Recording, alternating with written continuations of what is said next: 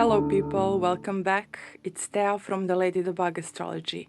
We are approaching an eclipse, the last one in 2024, which will happen on October 2nd, and it's a total solar eclipse. October is a huge month of changes because not only just because of this solar eclipse in Libra in conjunction with Lilith, but also because of the coming full moon in Aries, and that's when Pluto starts moving direct from Capricorn and squares the full moon. Pluto is on its way to funk off from Capricorn after 20 years, and we will not experience this energy in our lifetime again. Now, we all feel messy during eclipse periods. Maybe we don't know what's going on inside us, and it's all okay. We are on the same boat. We are in the process now, and something is shifting, and all we need to do is take a deep breath, take a break, and take care of ourselves. We may feel sadness, anger, fear, frustration, and brokenness. Maybe we know exactly what is ending and what we need to let go of, but maybe we are also seeding something. October is transformative and intense month, and so much is happening astrologically that it will take us time to process it all. Relationships, not only love relationships, but all our relationships are the theme of this eclipse. We dive deep with Venus, which is the ruler of this eclipse, the Sun and the Moon, and the South Node, Black Moon Lilith, and Mercury too. The goddess of love is in Scorpio, and she descends into underworld, into the unknown, subconscious. She goes inwards. She goes into self-discovery. Venus here is one octagonal magic in a beautiful water trine with Mars in Cancer, ruler of our North Node and Chiron, and with the Saturn in Pisces. This is the deepest and beautiful emotional journey in which we question the way we relate to others, our emotional needs, concepts of beauty, aesthetics, and intimate relationships. We are supported by this trine, as if the universe has opened a direct channel to the depths of human emotion and the collective unconscious. What a facilitating aspect of emotional intelligence that helps us dig deeper and maybe recognize the difference between power and love. Recognizing this difference might be difficult if we were raised in homes where power was disguised as love. And many of us did. The grand water trine between Venus, Mars, and Saturn is deep, healing, emotional, comforting, and supportive to us. It's when the Venusian need for intensity and transformation and the grief she holds blends with Piscean empathy and imagination, and then with this Cancerian need for nurturing and emotional security, and we want to let things go. We dive into our relationship with parents and family. We remember some betrayals and abandonments. And we might figure out some deeply imprinted emotional patterns, but we can discover them as jewels that help us understand ourselves and others a bit better and our deepest needs when it comes to relationships. This water trine is where we are going. I mean, we want to feel emotionally safe, and that's why we are leaving some relationships and people behind.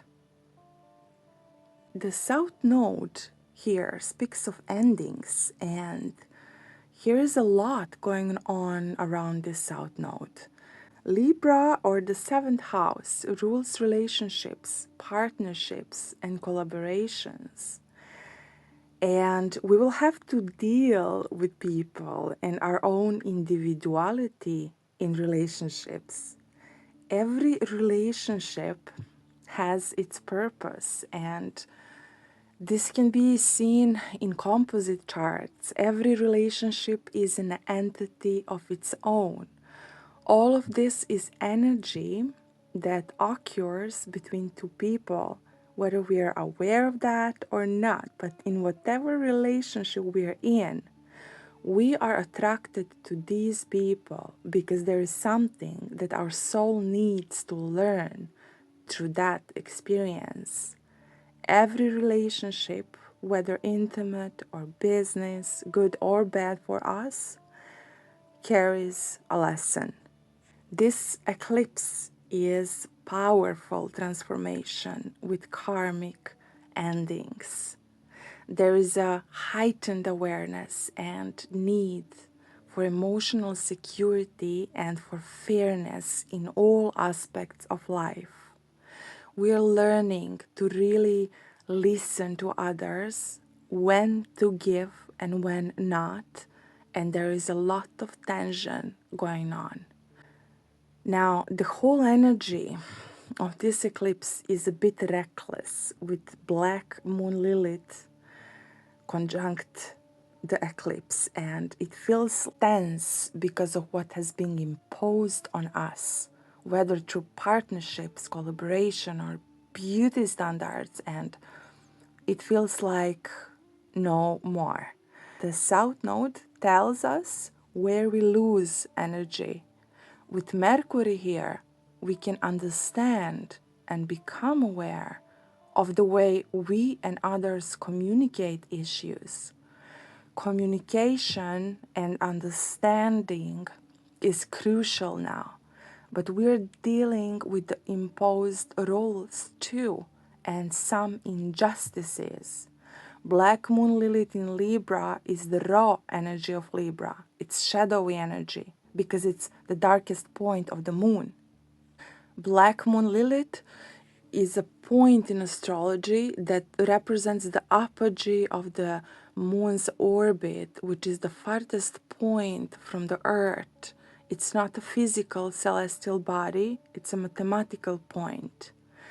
And this energy is the dark feminine energy. It can play out good or bad, just like anything in astrology. And here we are dealing with that which is deeply repressed, like shame, feeling like we don't belong in relationships, that we are not heard, seen, and this goes even further.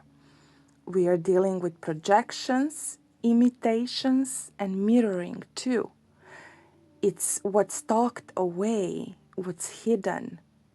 Manipulation, jealousy too. There is a deep rage beneath the surface here with the Black Moon Lilith conjunct the eclipse. And the deep rage is this: nobody ever saw me, nobody ever heard me. As long as I can remember, I had to perform, operate on the persona, which is the showpiece, the masquerade. People are performing. They aren't in touch with their real feelings, and in a given situation, they don't know if they're angry or if they want to cry. They're unhappy about not being able to express their emotions, and also terrified to do so because expressing them has led to rejection. Because when we tried to be ourselves, we were told that that's not how it's supposed to be, that it's not allowed, we should not say that, do that, and then just like our mothers or grandmothers or other people, we will put on a false face, and that's how our life becomes a lie. That's the deep-rooted rage, to live behind the mask. I'm quoting Marion Woodman here. And this is not pretty, and Libra doesn't like that, right?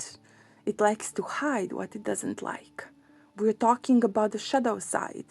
Libra abhors ugliness in every aspect of life, but in particular with their relationships.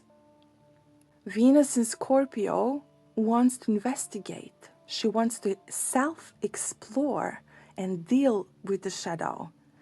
We are dealing with the dark feminine energy, and let's not bypass things now, because it can leave us unwilling to stand up for ourselves, and we can easily get trapped in unhealthy relationships. There is a lot of rage boiling here by that which is suppressed, and it's important to understand this, because Black Moon Lilith conjunct Ketu South Node can be destructive. We are afraid to look at the damp, dark, ugly, yet exquisite roots of being that stretch deep into our survival chakra. We are fearful of finding that the spirit is not there, that our home is empty, even as our outer home is empty. Yet, it is in that place of survival, where the Dark Mother has been abandoned, that spirit longs to be embodied, so that the whole body may become light.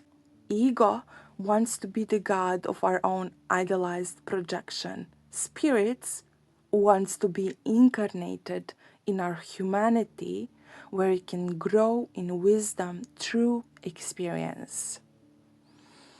This is from the book by Marion Woodman, Dancing in the Flames, the Dark Goddess in the Transformation of Consciousness. And I highly recommend you this book. Okay guys, thank you for watching, and if you like what I do, well, support me by sharing my videos. All the art that you see here is done by me.